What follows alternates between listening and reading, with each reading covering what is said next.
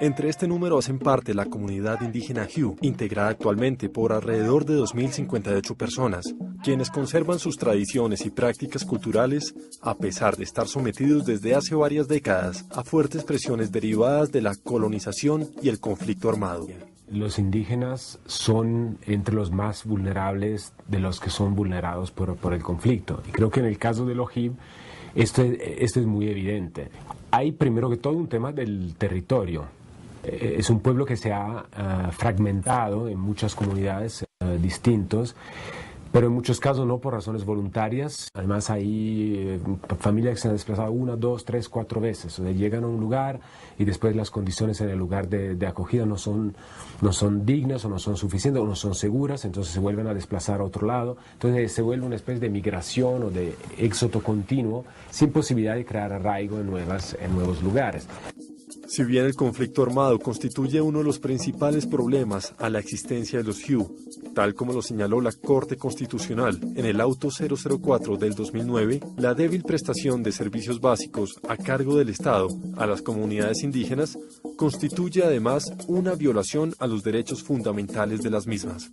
Para conocer de cerca la crisis que viven las dos etnias más representativas de esa zona, los Nukak Maku, considerada la última tribu nómada de la humanidad que está en peligro de extinguirse, reclama sus territorios ancestrales. Y los niños de la tribu Hu ya no tienen en sus manos ni los frutos ni las flores de las selvas del Guaviare, sino frascos de pegantes que anuncian su exterminio. Estas 12 etnias están protegidas por la Corte Constitucional desde el año 2009.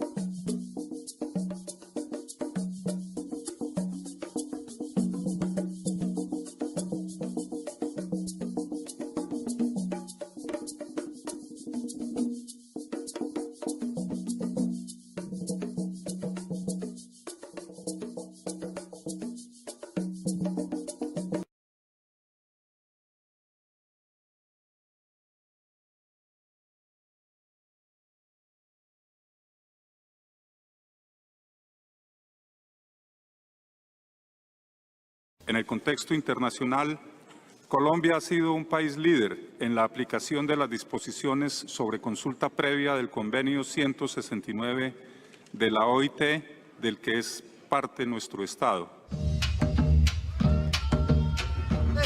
Pues la declaración contempla que o avanza más que el Convenio 169 de la consulta previa. La declaración trae el consentimiento previo, libre e informado. Y eso significa que, significaría que cualquier acción o medidas administrativas, legislativas, científicas, académicas, económicas, que vaya a afectar la integridad de los pueblos indígenas tenga que ser primero consultado y segundo contar con el consentimiento previo, libre e informado de los pueblos indígenas.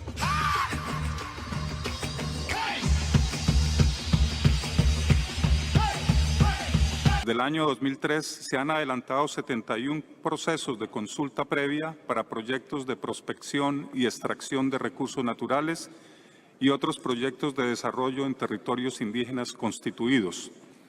La concertación con comunidades indígenas es una prioridad para el Estado.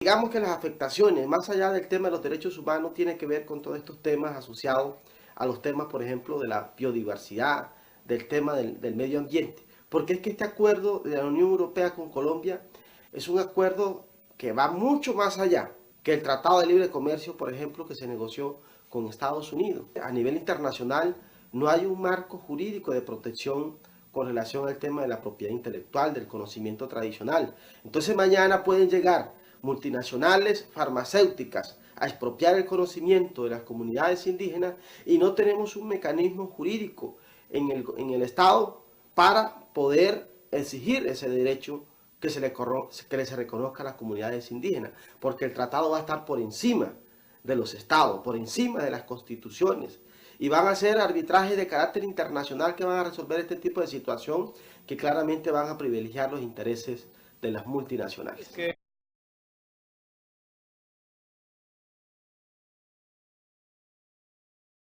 En el caso petrolero hemos identificado que hacia finales de este año, por lo menos, no menos del 50% de los territorios indígenas en Colombia va a estar siendo concesionado por el Estado colombiano a empresas petroleras. Nosotros no vemos en ese acuerdo la posibilidad de incrementar súbitamente las exportaciones de nuestros países a la Unión Europea. Pero en Colombia apreciamos que ese acuerdo se convierte en una gran fuente de llegada de inversiones a Colombia y a los otros países andinos, y esas inversiones con responsabilidad social tienen que ayudar a que haya prosperidad para superar pobreza y para construir equidad.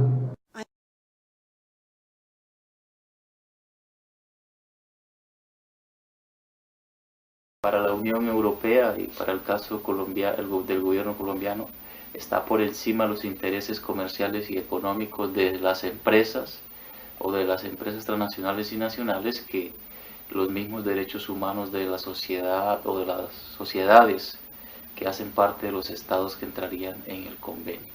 Nosotros deseamos y necesitamos ese acuerdo. Cuando Colombia mira eso, dice, necesitamos el acuerdo con la Unión Europea. Por eso creemos que tenemos que acelerar este acuerdo.